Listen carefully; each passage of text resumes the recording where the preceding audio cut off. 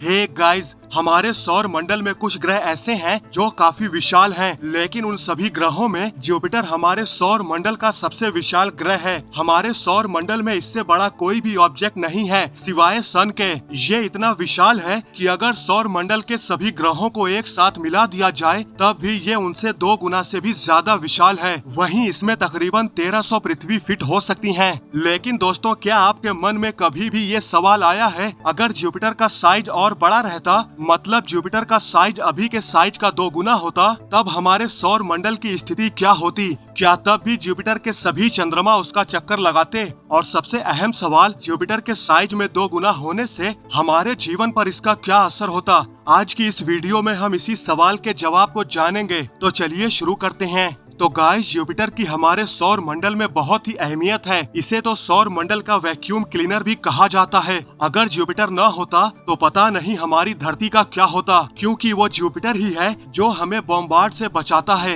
ये अगर न होता तो हमारी धरती भी चंद्रमा की तरह बड़े बड़े गड्ढों से बनी रहती। शायद हमारा अस्तित्व कब का खत्म हो चुका होता, या फिर शायद हम कभी अस्तित्व में आए ही न होते, क्योंकि जुपिटर सौर मंडल के आउटर रीजन में मौजूद लगभग 99% एस्टेरॉयड्स और मीटियोरॉइड्स जो सौर मंडल के इनर रीजन यानी हमारी धरती की तरफ बढ़ रहे होते हैं, जो हमारे नामो निशान तक को मिटाने की क्षमता रखते हैं, उनको अपनी स्ट्रॉन्ग ग्रेविटी की वजह से अपनी तरफ खींच लेता है। लेकिन अगर ये साइज में डबल हो जाएगा तो इसकी ग्रेविटी और भी ज्यादा स्ट्रॉन्ग हो जाएगी, जिसका हमें तो काफी ज्यादा फायदा होगा, क्योंकि जो 1% एस्टेरॉयड गलती से हमारी तरफ बढ़ रहे होते हैं, ये उनको भी अपनी तरफ खींच लेगा। लेकिन दोस्तों, ये तो थी पृथ्वी के सेफ्टी की बात, वो भी सिर्फ एस्टेरॉयड से। सिर्फ यही एक चीज है जिससे धरती अपने आप को सेफ महसूस करेगी, क्योंकि अगर हम बात करें हमारे सौर मंडल की, तो जुपिटर का 2 गुना साइज पूरे सौर मंडल के लिए मुसीबत बन सकता है। इसका प्रभाव इतना बड़ा होगा कि ये सौर मंडल के एक्चुअल सेंटर को ही शिफ्ट कर सकता है।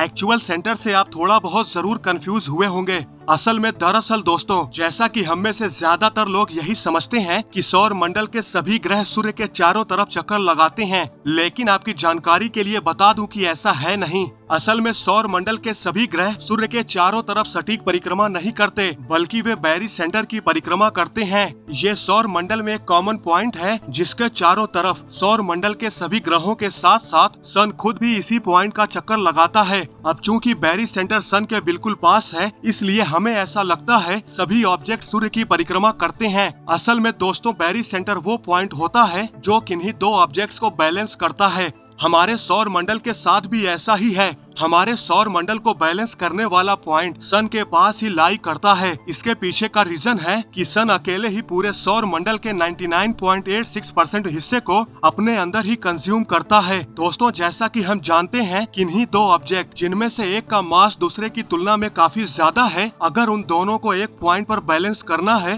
तो इन दोनों को बैलेंस करने वाला जो पॉइंट होगा वो भारी मास वाले ऑब्जेक्ट के करीब होगा। ठीक यही लॉजिक हमारे सौर मंडल के साथ भी लगता है। वैज्ञानिकों ने कैलकुलेशन करके बताया है कि हमारे सौर मंडल का जो सेंटर ऑफ मास है, यानी जो बैरी सेंटर है, वो सन के सेंटर के तकरीबन 48,000 किलोमीटर की दूरी पर मौजूद है। लेकिन अगर जुपिटर का साइज 2 गुना हो जाता है, तो कहीं न कहीं बैरी सेंटर सन से थोड़ा दूर चला जाएगा, जिससे सन की ऑर्बिट पहले से थोड़ी सी बड़ी हो जाएगी। हालांकि सन की ऑर्बिट थोड़ी सी बड़ी होने से इसका सौर मंडल के बाकी के किसी भी ऑब्जेक्ट पर कुछ ज्यादा प्रभाव देखने को नहीं मिलेगा। लेकिन जुपिटर का साइज 2 गुना होने से जुपिटर में तो जरूर चेंजेस आएंगे, जिससे इसका तूफान रेड जायंट स्पॉट और भी बड़ा हो जाएगा। जुपिटर के एटमॉस्फेयर की डेंसिटी भी काफी बढ़ जाएगी। लेकिन अब चूंकि जुपिटर पर कोई जीवन है ही नहीं, तो इससे किसी को भी कोई फर्क नहीं पड़ेगा, मगर ये अपने अलावा कई ऑब्जेक्ट के लिए मुसीबत बन जाएगा। जैसे इसके साइज के डबल होने से इसका ग्रेविटेशनल पुल और भी स्ट्रॉन्ग हो जाएगा, जिसका सबसे पहले असर इसके चंद्रमा पर ही होगा।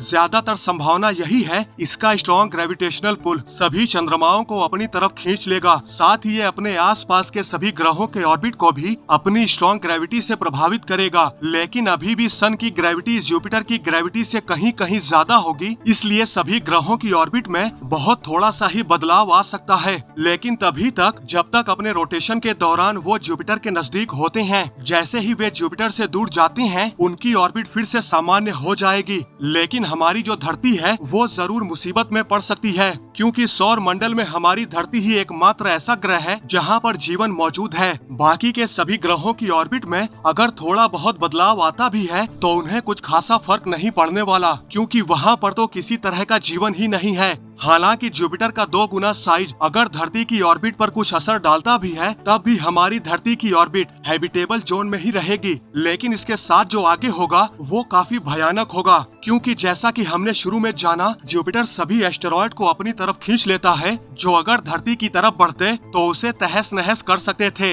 लेकिन दोस्तों, हमने जिस भी एस्टेरॉयड्स के बारे में जाना वो सभी सौर मंडल के आउटर रीजन वाले एस्टेरॉयड्स थे, जिनसे जुपिटर का 2 गुना साइज काफी मजबूती से डटकर हमारी रक्षा करेगा। लेकिन सौर मंडल के इनर रीजन के एस्टेरॉयड का क्या, उनसे हमारी रक्षा कौन करेगा? जी हाँ दोस्तों, मैं बात कर रहा हूँ मार्स और जुपिटर के बीच मौजूद एस्टेरॉयड बेल्ट की। दोस्तों, वैसे तो ये एस्टेरॉयड बेल्ट हमारे लिए फिलहाल कोई खतरा नहीं है, लेकिन अगर जुपिटर का साइज 2 गुना हो जाता है तो जुपिटर के स्ट्रॉन्ग ग्रेविटेशनल इन्फ्लुएंस की वजह से एस्टेरॉयड बेल्ट का घेरा टूट सकता है, जिसका नतीजा शायद ये हो सकता है कुछ को तो जुपिटर अपनी तरफ खींच सकता है, लेकिन वही कुछ ऐसे भी हो सकते हैं जो छिटक कर सीधा हमारी धरती की तरफ आ सकते हैं, जिनसे हमें बचाने वाला कोई भी नहीं होगा। हमारे ऊपर कई सारे छोटे बड़े एस्टेरॉयड की बमबारी हो सकती है, जो हमारी धरती पर मौजूद जीवन को तहस नहस कर सकते हैं। यानी दोस्तों, सिंपल शब्दों में कहा जाए तो अगर जुपिटर का साइज 2 गुना कर दिया जाए तो फिलहाल के लिए इंसानों के लिए सौर मंडल की एकमात्र रहने लायक जगह धरती भी रहने लायक नहीं रहेगी।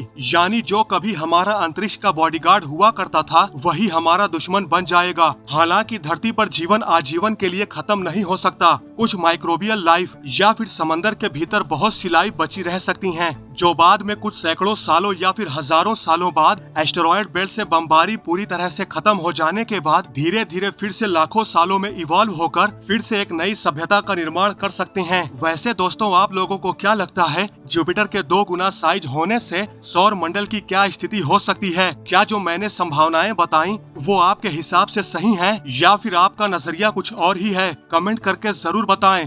तो गाइज, आज की इस वीडियो में बस इतना ही। आई होप आपको ये वीडियो जरूर पसंद आई होगी।